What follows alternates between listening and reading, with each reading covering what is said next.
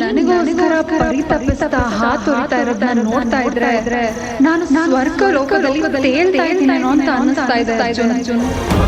ಅವರೇ ದಯವಿಟ್ಟು ನೀವೆಲ್ಲ ಇದ್ರು ಬನ್ರಿ, ತಮಾಷೆ ಮಾಡಬೇಡಿ. ತಮಾಷೆ ಮಾಡುವಂತ ಸಮಯ ಅಲ್ಲ. ನೋಡಿ, ನನ್ನ ಹೆಂಡತಿ ಅಮೃತ ಅವ್ರಿಗೆ ಕಣ್ ಕಾಣಿಸ್ತಾ ಇಲ್ಲ. ನೀವು ಮೂಲಿಕೆ ಔಷಧಿನ ಕೊಟ್ರೆ ನಾನು ತಗೊಂಡು ಹೊರಟೋಗ್ತೀನಿ ಅಂತ ಎಷ್ಟು ಸುಲಭ ಹೇಳ್ತಾ ಇದ್ದೆ. ನಿನಗೋಸ್ಕರ ನಾನು ಎಷ್ಟು ವರ್ಷದಿಂದ ಕಾಯ್ತಾ ಇದ್ದೆ, ಹೇಗ್ ಪರಿತಪಿಸ್ತಾ ಇದ್ದೆ ಅನ್ನೋದು ನನಗ್ ಮಾತ್ರ ಗೊತ್ತು. ಅಂತದ್ರಲ್ಲಿ ಹೀಗ್ ಬಂದ್ ಹಾಗೆ ಹೋಗೋದಕ್ಕೆ ನಾನ್ ಬಿಟ್ಬಿಡ್ತೀನ?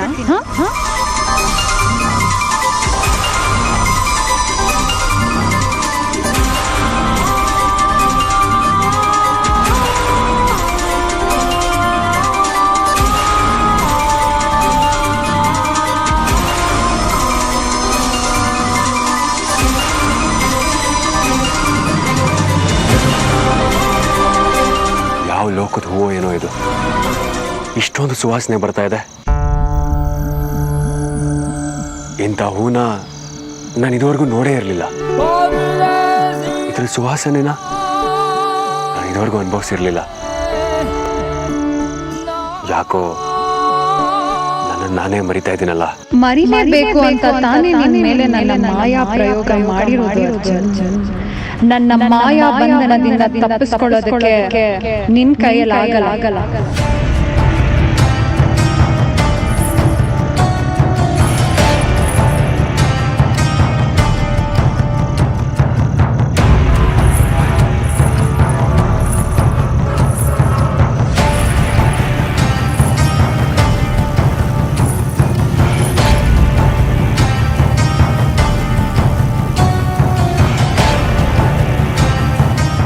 ಮೋಹಕ ಮುಖದ ಚಂದುಳ್ಳಿ ಚೆಲುವೆ, ಮಾದಕ ನಗುವಿನ ಮಂದಾರ ಹೂವೆ, ಮನಸೆಳೆಯುವ ಮೈಮಾಟದ ಮಾಯಾಮೃಗವೇ, ಹೇಗೆಂದು ಬಣ್ಣಿಸಲಿ, ಏನೆಂದು ವರ್ಣಿಸಲಿ? ಬಣ್ಣಿಸಲು ಪದಗಳೇ ಇಲ್ಲ. ನಿನ್ನ ಸೌಂದರ್ಯ ಈ ಧರಣಿಯಲ್ಲೇ ಇಲ್ಲ. ನಿನ್ನ ಕವಿತೆಗಳ ಸಾಲಿ ಸಾಕು, ನಿನ್ನ ಮನಸ್ಸು ನನ್ನಲ್ಲಿ ಕಳೆದೋಗಿದೆ ಅಂತ ಹೇಳೋದಕ್ಕೆ.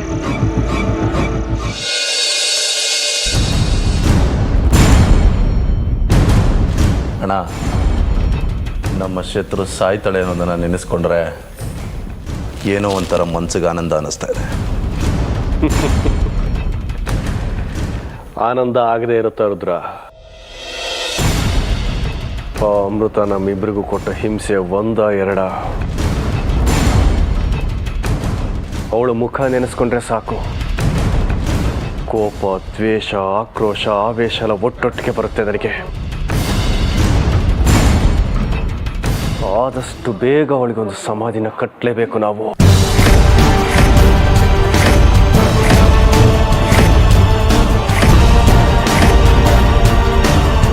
ಅಯ್ಯೋ, ಪ್ರಪಂಚದಲ್ಲಿ ಎಂತೆಂಥ ಪಾಪಿಗಳಿರ್ತಾರೆ ಅನ್ನೋದನ್ನು ಕೇಳಿದ್ದೀನಿ.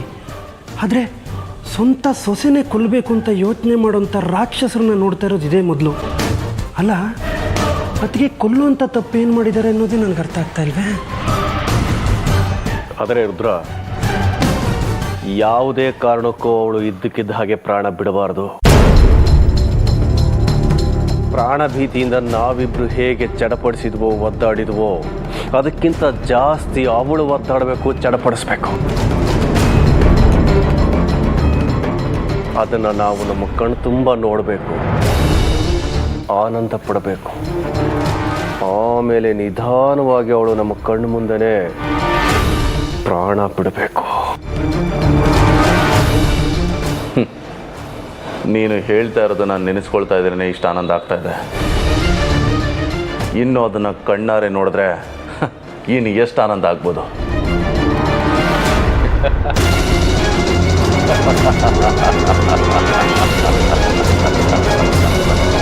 ಸಾವಲ್ಲಿ ಸಂಭ್ರಮ ಕಾಣೋಷ್ಟು ಸ್ಯಾಡಿಸ್ಟ್ಗಳ ಇವರು. ಅಣ್ಣ, ಶೇಷ ನಮ್ಮ ಕೈಯಲ್ಲಿ ಹೇಗೆ ಸತ್ಲೋ, ಈ ಅಮೃತನೂ ಹಾಗೆ ಸಾಯ್ಬೇಕು.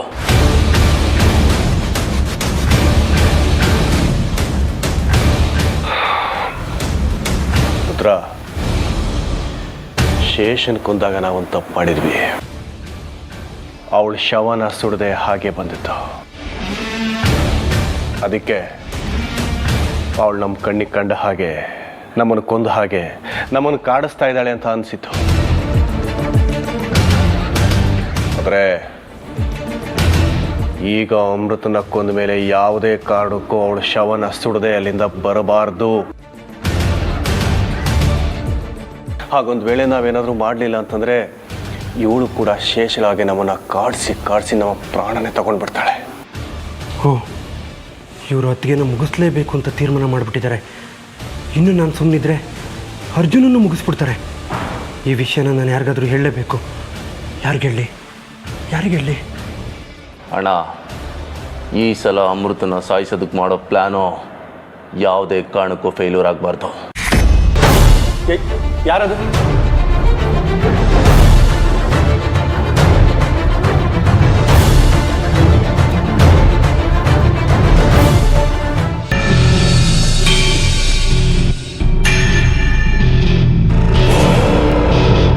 ಅರೆ, ನನಗೇನಾಗಿದೆ ಅನ್ನೋದು ಗೊತ್ತಾಗ್ತಾ ಇಲ್ವಲ್ಲ. ನಾನು ಯಾವ ಕೆಲಸಕ್ಕೆ ಅಂತ ಬಂದೆ, ಆದರೆ ನಾನು ಮಾಡ್ತಾ ಇರೋ ಕೆಲಸ ಏನು? ಯಾವುದೋ ಹುಡುಗಿ ಹಿಂದೆ ಬಿದ್ದು ಅವಳ ಹೆಜ್ಜೆ ಮೇಲೆ ಬಿದ್ದಿರೋ ಹೂಗಳನ್ನ ಎತ್ಕೊಂಡು ಅವಳ ಅಂದದ ಮೇಲೆ ಕವಿತೆ ಹೇಳ್ತಾ ಇದ್ದೀನಿ. ನಾನು ಇದುವರೆಗೂ ಅಮೃತವ್ರ ಬಗ್ಗೆ ಕವಿತೆ ಹೇಳಿದ್ಬಿಟ್ರೆ ಬೇರೆ ಯಾವ ಹುಡುಗಿಯ ಬಗ್ಗೆ ಆಗಲಿ, ಅವಳ ಅಂದದ ಬಗ್ಗೆ ಆಗಲಿ ಕವಿತೆ ಕಟ್ತವನಲ್ಲ. ಯಾಕೆ ಇವತ್ತು ನನ್ನ ಮನಸ್ಸು ಈ ರೀತಿ ನನ್ನ ಹಿಡ್ತಕ್ಕೆ ಸಿಗ್ತಾ ಇಲ್ಲ? ನನ್ನ ಮಾಯೆಯಲ್ಲಿ ನಮ್ಮ ಮನಸ್ಸು ಪಂಜರದ ಗಿಣಿ ತರ ಬಂದಿಯಾಗಿದೆ. ಆ ಪಂಜರದ ಬಾಗಿಲು ತೆರೆಯೋದಿಲ್ಲ. ನಿನ್ ಮನಸ್ಸು ಅನ್ನೋ ಗಿಣಿ ನನ್ನಿಂದ ಹೋಗೋದಿಲ್ಲ.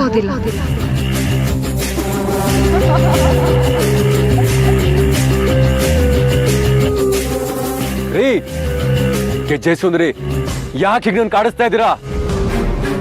ನನ್ನ ಕಾಡಿಸೋದ್ರಲ್ಲಿ ನಿಮ್ಗೇನು ಆನಂದ ಸಿಗುತ್ತೆ ಹೇಳಿ? ದಯವಿಟ್ಟು ನನ್ನ ಕಣ್ಣಿಗೆ ಕಾಣಿಸ್ಕೊಳ್ರಿ. ಅರ್ಜುನ್, ನಾನ್ ನಿನ್ ಕಣ್ಣಿಗೆ ಬೀಳೋ ಮುಹೂರ್ತ ಇನ್ನೂ ಬಂದಿಲ್ಲ. ಹಾಗಂತ ಆ ಮುಹೂರ್ತ ದೂರದಲ್ಲೂ ಇಲ್ಲ, ಹತ್ರದಲ್ಲೇ ಇದೆ. ಬಾ.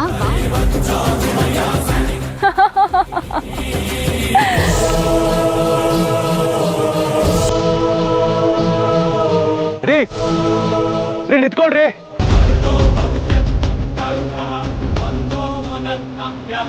ರೀ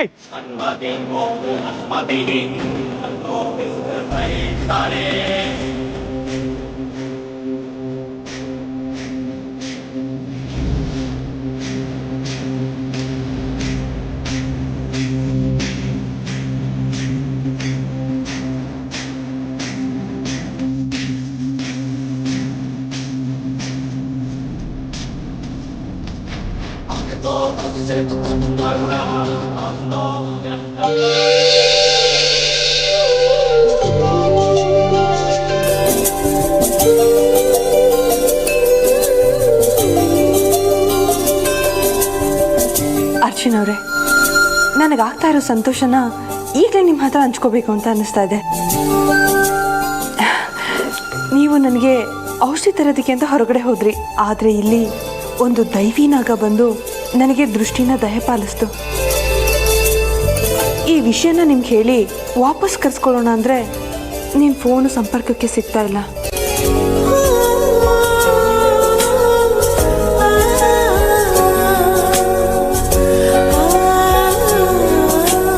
ಹೌದಲ್ವಾ? ನಂದವ್ರಿಗೆ ಹೇಳಿದ್ರೆ ಅರ್ಜುನ್ ಅವ್ರನ್ನ ಕರ್ಕೊಂಡು ಬರ್ತಾರೆ.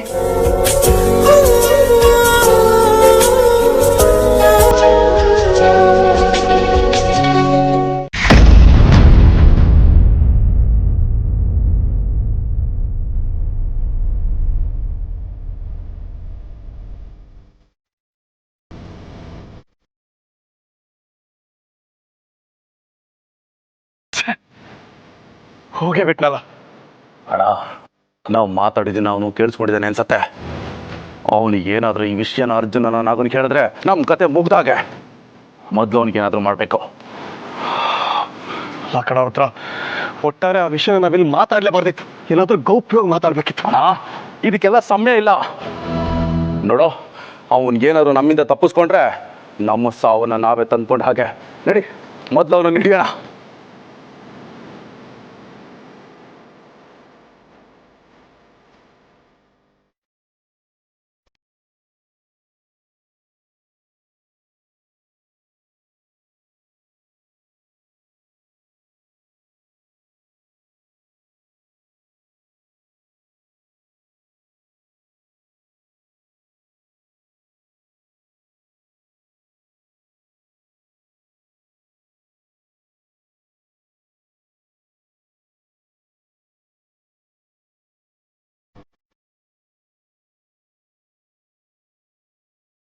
ಒಬ್ಬ ನರ ಅಂತಕರುಗಳಿಗಿಂತ ಇವರೇ ಡೇಂಜರು. ಇವ್ರ ಬಗ್ಗೆ ತಿಳ್ಕೊಳ್ದೆ ಅರ್ಜುನ್ ಹೊತ್ತಿಗೆ ಆ ಮನೇಲಿ ಹೇಗಿದ್ದಾರೋ ಏನೋ ನನಗಂತೂ ಗೊತ್ತಾಗ್ತಾ ಇಲ್ಲ. ಮೊದಲು ನಾನು ಇಲ್ಲಿಂದ ತಪ್ಪಿಸ್ಕೊಂಡು ನನ್ನ ಜೀವನ ಉಳಿಸ್ಕೋಬೇಕು.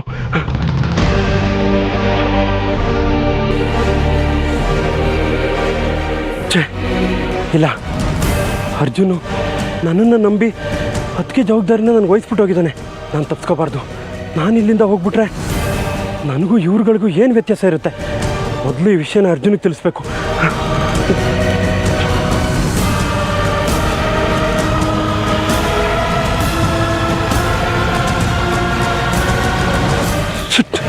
ನಾಟ್ ರೀಸಬಲ್ ಅಂತ ಬರ್ತಿದೆಯಲ್ಲ, ಸೀದಾ ಮನೆಗೆ ಹೋಗಿ ಈ ವಿಷಯನ ಅತ್ತಿಗೆಗಾಗಲಿ ಹೇಮಾಂಟಿಗಾಗಲಿ ತಿಳಿಸ್ಬೇಕು.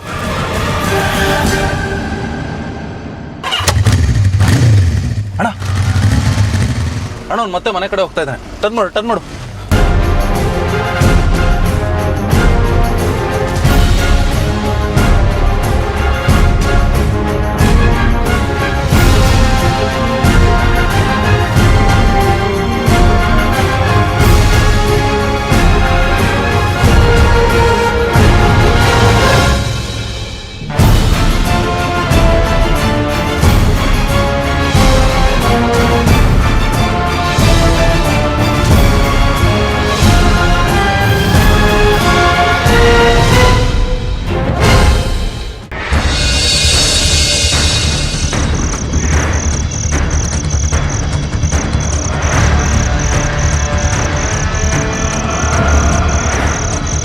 ಕಾಲ್ಗೆಜ್ಜೆ ಎಷ್ಟು ಸುಂದರವಾಗಿದೆ. ಇದೇ ಥರದ ಗೆಜ್ಜೆನ ನಾನು ಅಮೃತ ಅವ್ರ ಕಾಲ್ಗೂ ಹಾಕಬೇಕು. ಅರ್ಜುನ್, ನನ್ನ ಮಾಯಾ ಮೃಗದ ಬೆನ್ ಹತ್ತಿದ್ರು ನಿನ್ನ ಮನಸ್ಸು ಆಗಾಗ ಅಮೃತನ್ ಕಡೆ ಬಾಳ್ತಾ ಇದೆ ಅಂದ್ರೆ ನೀನ್ ಅವಳನ್ನ ಎಷ್ಟು ಪ್ರೀತಿಸ್ತಿದ್ಯಾ ಅನ್ನೋದು ಗೊತ್ತಾಗ್ತಾ ಇದೆ. ಆದ್ರೆ ನೀನ್ ಅನ್ಕೊಂಡಿದ್ ಯಾವ್ದು ಆಗೋದಿಲ್ಲ. ಆಗೋದಕ್ಕೆ ನಾನು ಬಿಡೋದು ಇಲ್ಲ. ನೋಡ್ತಾ ಇರು, ಇದೇ ಕಾಲ್ಗೆಜ್ಜೆನ ನಾಳೆ ನೀನೇ ನಿನ್ ಕೈಯಾರ ನನ್ನ ಕಾಲಿಗೆ ಹಾಕು.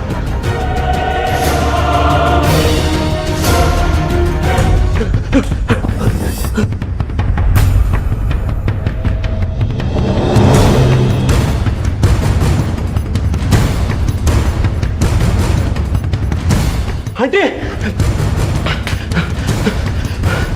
ಆಂಟಿ, ನಂದ ಏನಾಯ್ತು? ಯಾಕೆ ಇಷ್ಟೊಂದು ಬೆವರ್ತಾ ಇದೆಯಾ?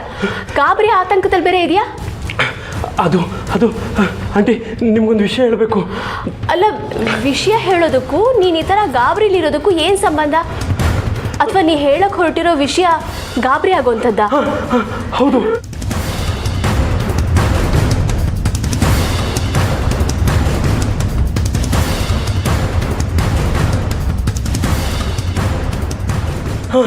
ಹೌದು, ವಿಷ್ಣು ಅಂಕಲ್ಲು, ರುದ್ರ ಅಂಕಲ್ಲು. ಸೌಪರ್ಣಿಕ, ಈಗ ನಂದ ಬಂದಲ್ಲ, ನೋಡಿದ್ಯಾ? ನಿಮ್ ಕೈ ಮುಗಿದು ಕೇಳ್ಕೊತೀನಿ, ವಿಷ್ಣು ಅಂಕಲ್, ರುದ್ರ ಅಂಕಲ್ಗೆ ನಾನು ಇಲ್ಲಿರೋ ವಿಷಯನ ಹೇಳ್ಬೇಡಿ. ನಂದ ಏನಾಯ್ತು?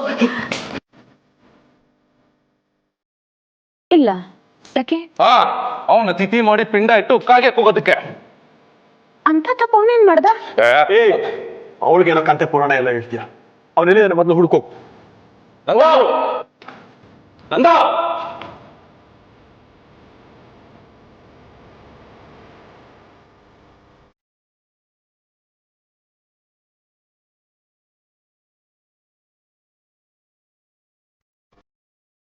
ಹೇಮಾ,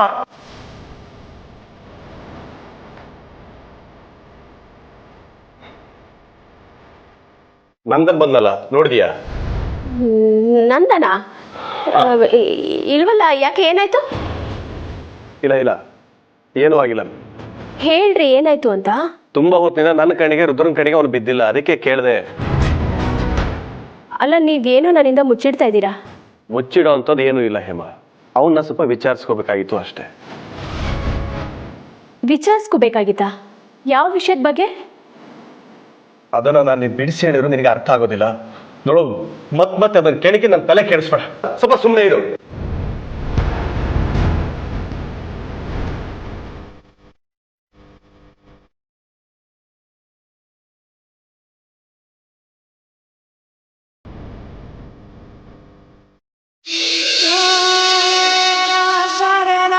ನಾಟಿ ವೈದ್ಯ ನಾಗಮಣಿಯವ್ರನ್ನ ಹುಡ್ಕೊಂಡು ಬಂದರೆ ಗೆಜ್ಜೆ ಕಣ್ಣೆ ಕಾಣ್ತೆ ಹೊರತು ನಾಗಮಣಿಯವ್ರ ಕಣ್ಣೆ ಕಾಣಲಿಲ್ಲ.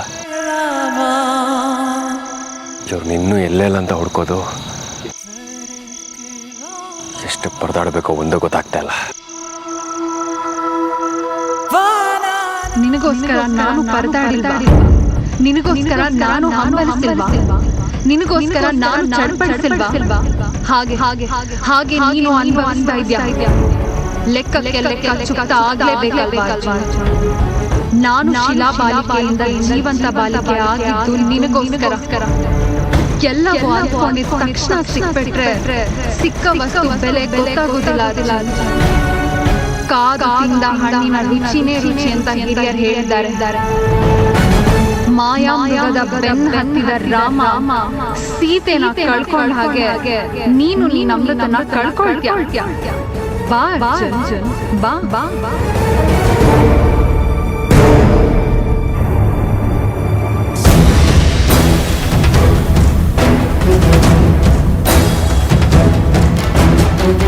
ಎಲ್ಲಿ ಹೋದ ಇವನು? ಈಗ ತಾನೇ ಮನೆ ಒಳಗಡೆ ಬಂದ, ನೋಡಿರಲ್ಲೂ ಕಾಣ್ತಾ ಇಲ್ವಲ್ಲ. ಒಂದ್ ವೇಳೆ ಇಲ್ಲೇ ಇದ್ರೆ ಇವ್ರು ಸೇರ್ಕೊಂಡು ನನ್ನ ಜೀವ ತೆಗಿತಾರೆ ಅಂತೇಳಿ ಹೆದರ್ಕೊಂಡು ಏನಾದ್ರು ಹೊರಗಡೆ ಹೋಗಿರ್ಬೋದಾ?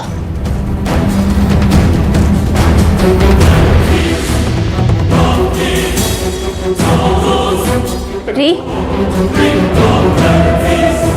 ಏನಾಯ್ತ್ರಿ? ಏನ್ ಯೋಚನೆ ಮಾಡ್ತಾ ಇದ್ದೀರಾ? ಏನೂ ಇಲ್ಲ. ಇಲ್ಲ, ನೀವು ಖಂಡಿತವಾಗ್ಲೂ ನನ್ನಿಂದ ಏನೋ ಮುಚ್ಚಿಡ್ತಾ ಇದ್ದೀರಾ. ದಯವಿಟ್ಟು ಅದೇನು ಅಂತ ನನ್ನ ಹತ್ರ ಹೇಳಿ. ಏನೂ ಇಲ್ಲ ಅಂತ ಒಂದ್ಸಲ ಹೇಳಿ, ಅರ್ಥ ಆಗೋದಿಲ್ಲ ನಿನಗೆ?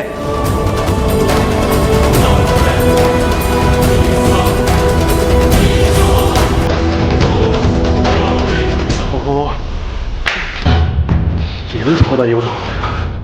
ಅಣ್ಣ, ನಂದ ಏನಾದರೂ ಸಿಕ್ಕುತ್ತಾ? ಇಲ್ಲ ಕಣ, ಎಲ್ಲ ತಪ್ಪಿಸ್ಕೊಂಡ್ಬಿಟ್ಟ ಅಂತ ಅನಿಸ್ತಾ ಇದೆ ನನಗೆ. ನಾನು ಮೇಲೆಲ್ಲ ಹುಡುಕ್ತೆ, ಅವನು ಎಲ್ಲೂ ಇಲ್ಲ. ಹಾಗಂತ ಸುಮ್ಮನೆ ಕೂತ್ರೆ ಆಗೋದಿಲ್ಲ. ಅವನು ಬೇರೆ ಯಾರಿಗಾದ್ರೂ ವಿಷಯ ಹೇಳೋದಕ್ಕಿಂತ ಮುಂಚೆ ಅವನ ಕಥೆನ ಮುಗಿಸ್ಬೇಕು.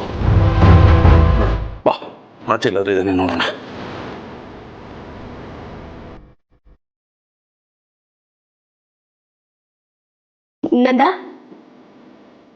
ನಂದ ಅವ್ರು ಹೋದ್ರು. ಬಾ.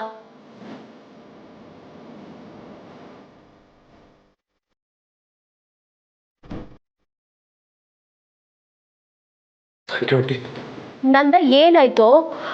ಅವ್ರು ನೋಡಿದ್ರೆ ಹಾಗೆ ಟೆನ್ಷನ್ ಅಲ್ಲಿ ಇದ್ದಾರೆ, ನೀನ್ ನೋಡಿದ್ರೆ ಭಯದಲ್ಲಿದ್ಯಾ. ಏನಾಯ್ತು? ಸ್ವಲ್ಪ ನೀರು ಕುಡಿದ್ಬಿಡ್ತೀನಿ.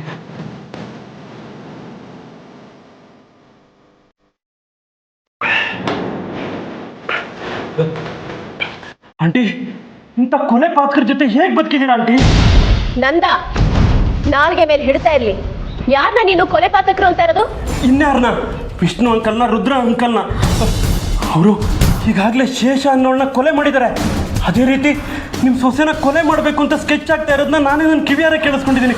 ಆಂಟಿ, ನೀವು ಅಪ್ಪಿ ತಪ್ಪಿ ಸ್ವಲ್ಪ ಯಾಮಾರಿದ್ರು ನಿಮ್ಮ ಸೊಸೆನ ಕಳ್ಕೊಂಡ್ಬಿಡ್ತೀರಾ ಆಂಟಿ.